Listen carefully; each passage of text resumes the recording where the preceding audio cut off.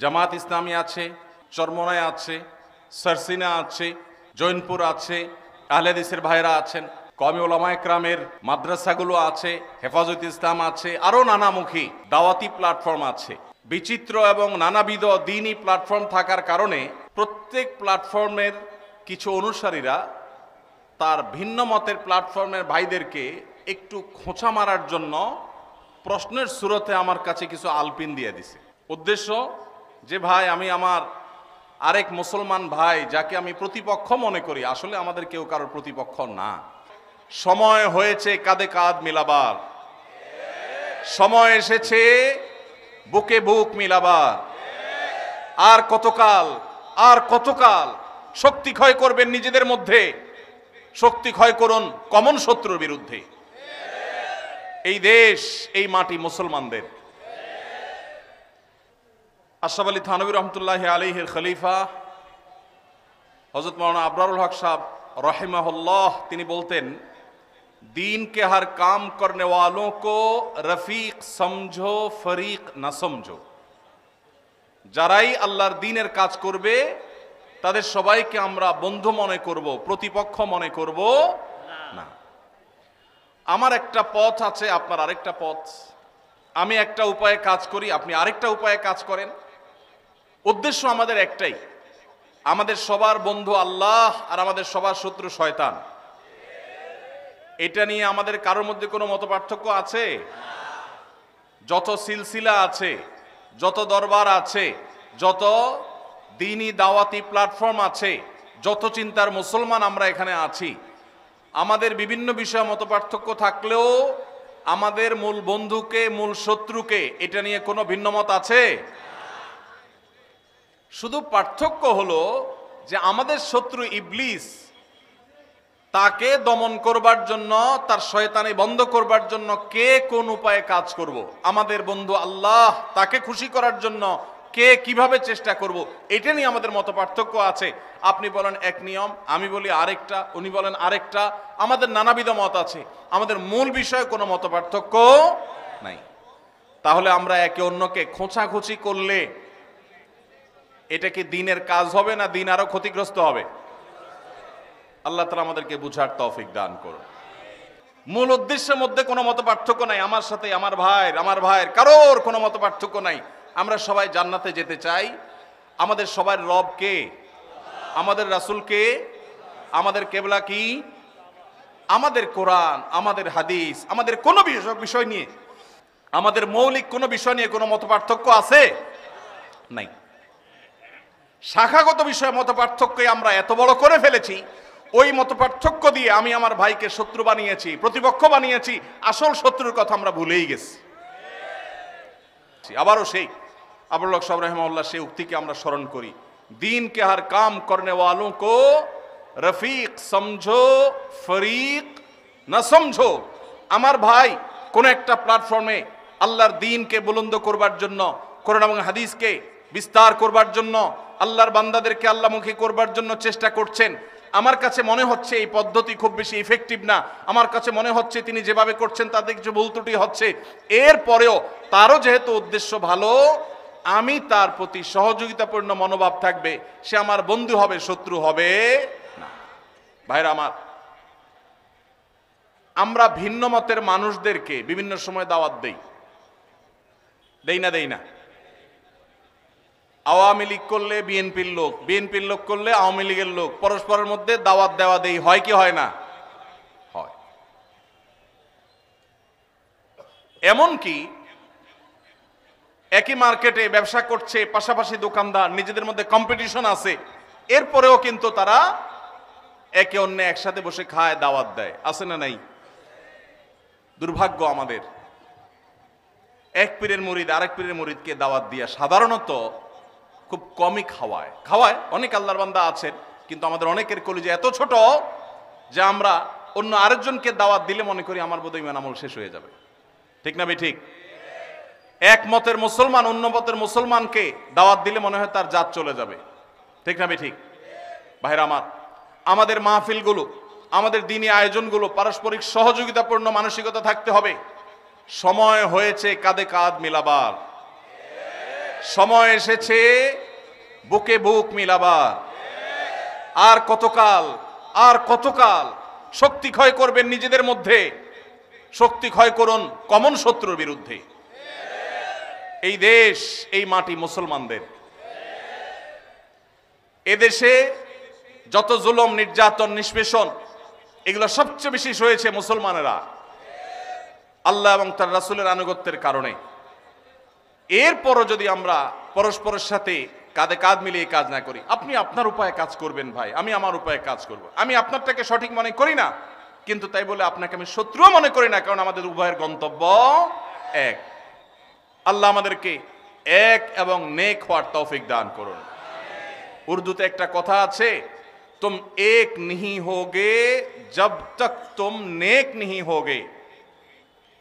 ততক্ষণ পর্যন্ত আমরা ঐক্যবদ্ধ হইতে পারবো না যতক্ষণ পর্যন্ত আমরা ভালো মানুষ না হব।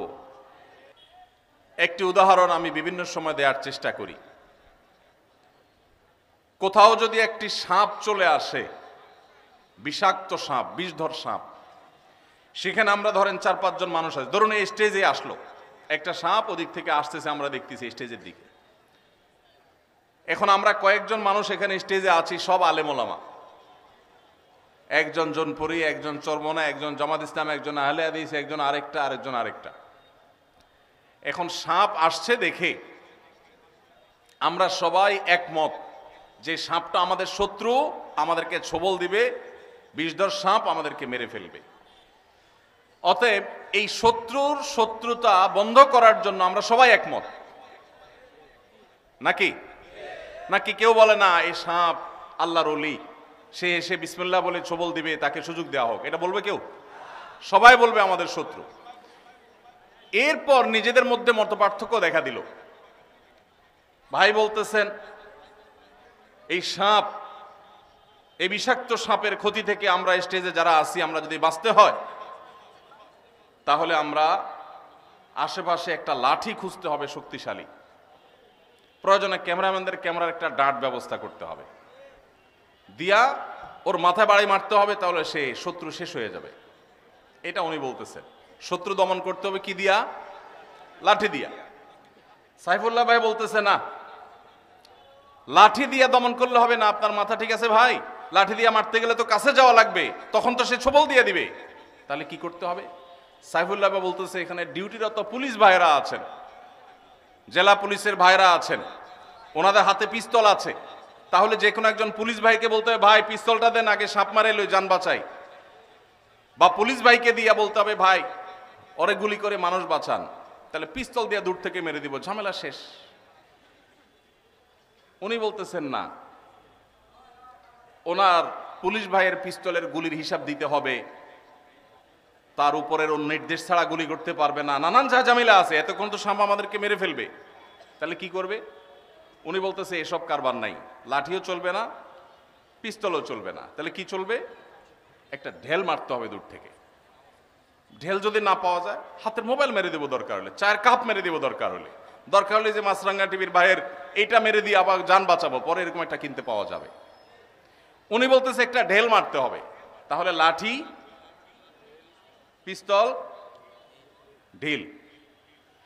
পাশের ভাই বলতেছে ভাই ঢিলা একেবারে সই করে মারা এত সহজ কাজ না, আমরা তো কেউ প্রশিক্ষণ প্রাপ্ত না, একটু এদিক সেদিক হলে তো ছোবল মেরে দিবে, তাহলে কি করতে হবে? উনি বলতেছেন যে একটা লম্বা তরবারি খুঁজে পাওয়া যায় কিনা দেখতে হবে। বাকিরা বলতেছে ভাই তরবারি এই যুগে কোথায় পাবে, আপনি কি বলেন এসব? এই যে মতপার্থক্য আমরা করতেছি, এখন মতপার্থক্য হওয়াটা স্বাভাবিক, সবাই একমতের তো হবে না। এই মতপার্থক্যটা বাড়তে বাড়তে বাড়তে বাড়তে এমন দূর বাড়ছে যে উনি অনেক কিতাবপত্র নিয়ে আসছে এবং সেগুলো দিয়ে সাবেত করতেছে। দেখেন মুসা আলাইহিস সালাম লাঠি দিয়া কি করছেন, দেখেন ফেরাউনরে পরাজিত করে ফেলছে লাঠি দিয়া, অতএব লাঠির মধ্যে বরকত আছে, আপনাদের সমস্ত পিস্তল বুস্তল এগুলোতে কোনো বরকত নাই। উনি এটা সাবেত করার জন্য কিতাবপত্র নিয়ে আসছে। আর উনি ওনার পিস্তল সাবেত করার জন্য বলছে না আধুনিক যুগের লাঠি, মুসা আলাইহিস সালামের লাঠি এ যুগের পিস্তল, কোনো অসুবিধা নাই। উনি এক্ষেত্রে তাকি উসমান সাহেবের ফতোয়া নিয়ে আসছে, আধুনিক যুগের অস্ত্র ব্যবহার করলে কোনো নাজায়েজ হবে না, উনি সেটা দলিল পত্রের জন্য কিতাবের গাঁটটি নিয়ে আসছে।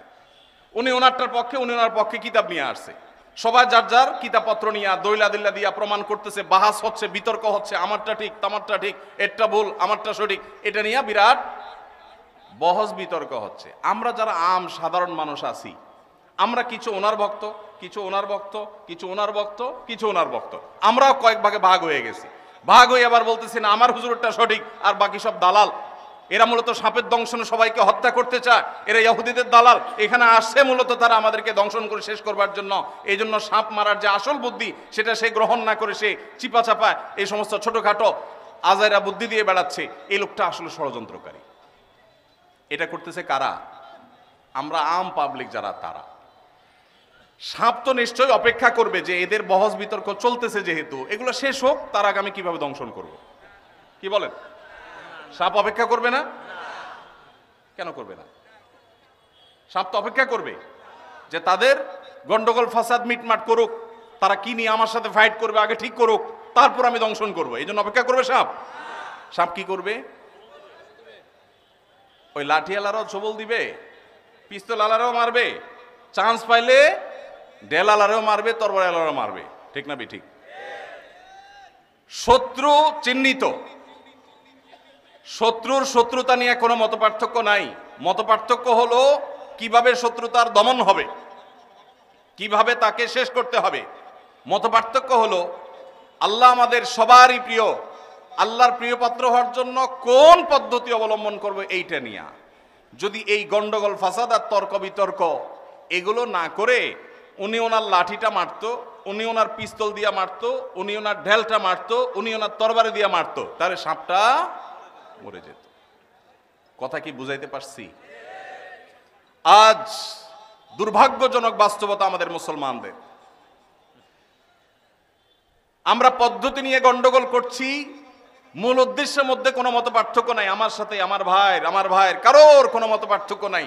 আমরা সবাই জান্নাতে যেতে চাই। আমাদের সবার রব কে? আমাদের রাসূল কে? আমাদের কেবলা কি?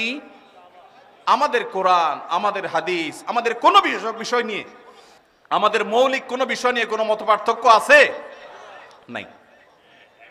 শাখাগত বিষয়ে মত পার্থক্য আমরা এত বড় করে ফেলেছি, ওই মত পার্থক্য দিয়ে আমি আমার ভাইকে শত্রু বানিয়েছি, প্রতিপক্ষ বানিয়েছি। আসল শত্রুর কথা আমরা ভুলেই গেছি। আসল শত্রু সে ফনা তুলছে মুসলিম মিল্লাতকে দংশন করবার জন্য, বাংলাদেশের মানুষের দিনদারিটাকে ধ্বংস করবার জন্য তারা ফনা তুলছে, আর আমরা আছি আমাদের নিজেদের মধ্যকার মত পার্থক্য নিয়ে। আল্লাহ তাআলা আমাদেরকে হেদায়েত দান করুন।